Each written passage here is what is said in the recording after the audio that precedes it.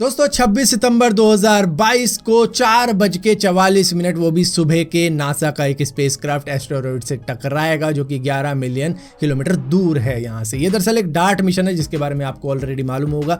Double asteroid redirection test, इसके अंदर उसकी डायरेक्शन चेंज करने की कोशिश की जाएगी। ये 170 मीटर वाइड है और इसी के साथ साथ 6.6 किलोमीटर पर सेकंड की रफ्तार से ये बढ़ रहा है। हालांकि ये काफ़ी ज़्यादा दूर है धरती से और अपनी काम कर रहा है जो भी करते हैं एस्टेरॉयड, तो बस नासा देखना चाहता है कि इसको रीडायरेक्ट कर पाएंगे या नहीं कर पाएंगे। सो नासा तो यहाँ पे काफ़ी ज़्यादा कॉन्फिडेंट है और कह रहा है कि ये सक्सेसफुली हो जाएगा क्योंकि इतना ज़्यादा कुछ बड़ा है नहीं, 170 मीटर का ही है। लेकिन हाँ, जिन भी लोगों को लग रहा है कि भाई कहीं उल्टा ना हो जाए, बुरा ना मान जाए एस्टेरॉयड, तो इतना ज़्यादा घबराने की बात नहीं है। काफ़ी दूर है, काफ़ी छोटा है। दोस्तों वैसे तो हो सकता है कि हम सभी लोग जब टेंशन में होते हैं, डिप्रेशन में होते हैं या स्ट्रेस में होते हैं तो हमें भूख नहीं लगती, पूरे पूरे दिन भूख नहीं लग सकती, ऐसा भी हो सकता है। लेकिन बहुत लोगों के साथ में इसका उल्टा होता है। जब वो डिप्रेशन में होते हैं, जब वो टेंशन में होते हैं तो वो खाना खाना शुरू कर देते हैं और उस टेंशन के अंदर वो ओवर ईटिंग कर लेते हैं जिसकी वजह से उनका फैट परसेंटेज काफ़ी ज़्यादा बढ़ जाता है, वो काफ़ी ज़्यादा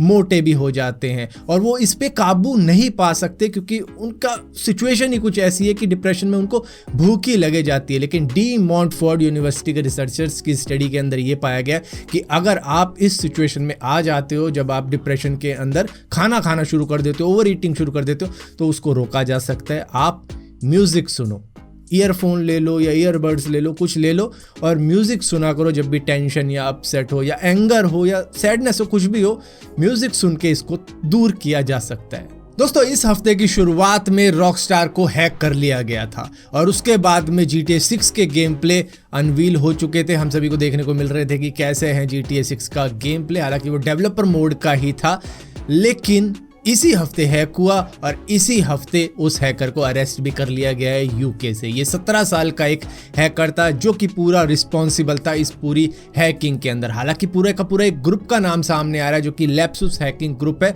जिसका मेन बंदा 17 साल का ये था, जिसका ये पूरा प्लान था हैकिंग वैकिंग का। लेकिन इसके अंदर एक 16 साल के लड़के का भी नाम सामने आ रहा है जो कि ऑक्सफोर्ड यूनिवर्सिटी का स्टूडेंट है। लेकिन पक्का नहीं कहा जा सकता वो था या नहीं था, लेकिन अभी तक उन्होंने इतनी ही डिटेल अनवील करी है कि अभी के लिए इतना ही बताएंगे, लेकिन आगे का बाकी की इन्वेस्टिगेशन के बाद बताएंगे। और अगर ये लैप्सुस ग्रुप का हाथ है तो यही वो हैकिंग ग्रुप है जिसने ऊबर को भी हैक कर रखा है, माइक्रोसॉफ्ट को भी और T-Mobile को भी। मतलब हर जगह इन्होंने हाथ फेर रखे हैं। दोस्तों मेटा ने एक छोटी कंपनी का पेटेंट यूज किया है जिसके बाद में यूएस कोर्ट ने कह दिया $174 मिलियन पे करो चलो इनको। दरअसल ये कंपनी है walkie talkie app maker boxer, जिसके 2 पेटेंट का यूज किया गया था। इसका जो डेवलपर था कोफोक्स का, वो को-फाउंडर भी रह चुका है। दरअसल ये इंस्टाग्राम लाइव और फेसबुक लाइव के साथ में भी काम कर चुका है और इसी की वजह से शायद उसके 2 पेटेंट इनको मिल गए थे। दरअसल वो पहले यूएस आर्मी का सोल्जर भी रहा था जिसकी पोस्टिंग अफगानिस्तान के अंदर थी। वहां कुछ कम्युनिकेशन का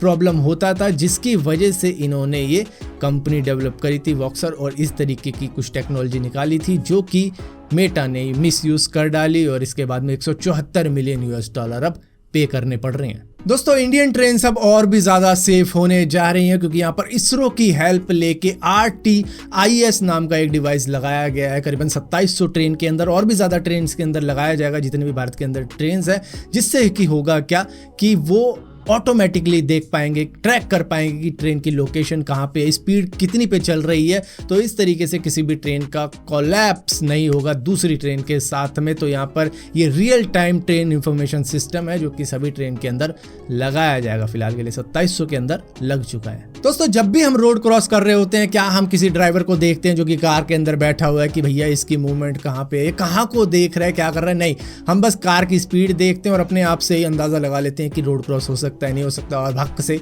रोड क्रॉस कर लेते हैं। तो काफी ज्यादा रिस्की रहता है। यहाँ पर एक गैजिंग कार आई है जिसके अंदर आई है, रोबोटिक आई लगाई गई है जो कि ड्यूल मोटर कंट्रोल करती है, वो भी रियलिस्टिक मूवमेंट्स के साथ में। बिल्कुल ऐसा लगेगा कि हाँ भाई कार आपको देख रही है। इससे अब तक जो टेस्टिंग की गई है उससे करीबन 64% तक अनसेफ रोड क्रॉसिंग को रोका जा सका है। तो ये एक अच्छा फीचर है उनके लिए जो कि मतलब कई बार क्या होता है, लड़कियां गाड़ी चला रही होती हैं तो इधर उधर देख के ठोक ठाक देती हैं, जिससे कि आप भी बच सकते हो। अगर इस तरीके की आय होगी तो पता लगेगा कि भैया ड्राइवर उस तरफ देख रहा है तो तू रोड क्रॉस मत कर। तो ये एक अच्छा फीचर है। फिलहाल के लिए ये टेस्टिंग फेज के अंदर ही है और ये गेजिंग कार नाम के एक छोटी सी कार है उसके अंदर ही लगाया गया है। दोस्तों आप सभी को मालूम है कि बस की एक अलग लेन होती है कई जगहों पर, तो दिल्ली के अंदर भी ऐसा है जहां पर लोग इसको फॉलो नहीं कर रहे हैं। तो उसके लिए अब ट्रैफिक पुलिस और भी ज़्यादा स्ट्रिक्ट हो गई है। अगर 3 बार आप पकड़े गए बस की लेन में चलते हुए तो भैया आपका लाइसेंस कैंसिल हो सकता है। और इसी के साथ साथ बस वाले भी लेफ्ट में ही